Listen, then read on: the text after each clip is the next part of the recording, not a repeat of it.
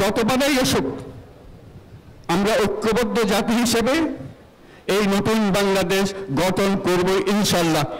ঈদ মোবারক। আজকে বাংলাদেশের প্রতিটি গ্রামে, প্রতিটি বাজারে, প্রতিটি গঞ্জে, প্রতিটি শহরে ঈদের জামাত অনুষ্ঠিত হচ্ছে।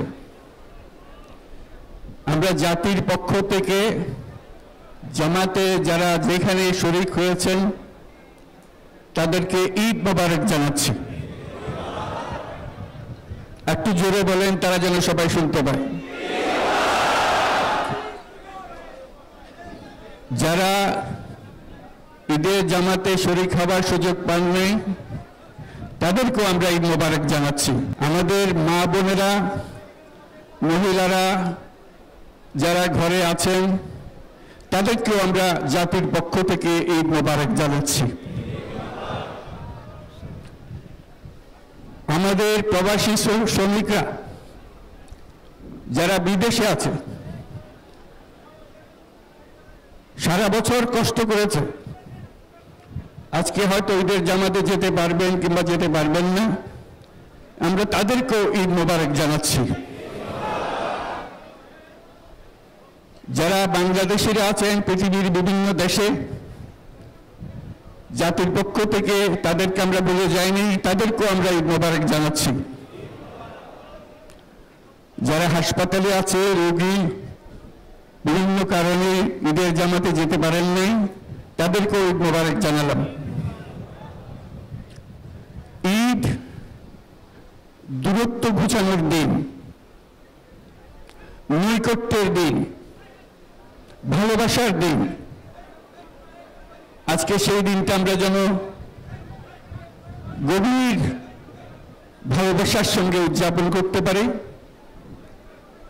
আর মোনাজাতে যারা আহত হয়েছেন, যারা স্বাভাবিক জীবন থেকে বিচ্যুত হয়ে গেছে,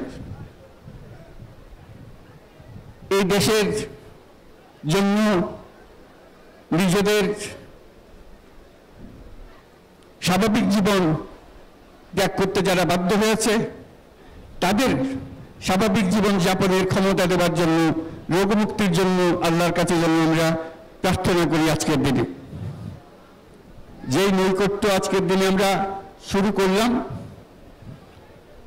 এই নৈকট্য এবং এই ঐক্য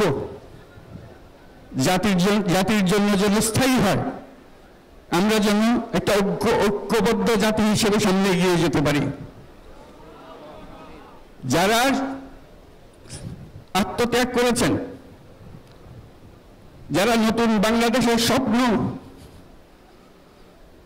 বাস্তবায়ন করার জন্য নিজের আত্মাহুতি দিয়েছেন, বেঁচে থাকলেও স্বাভাবিক জীবন যাপন করতে পারছেন না, তাদের স্মরণে আমরা যেন মোনাজাত করি আল্লাহর কাছে।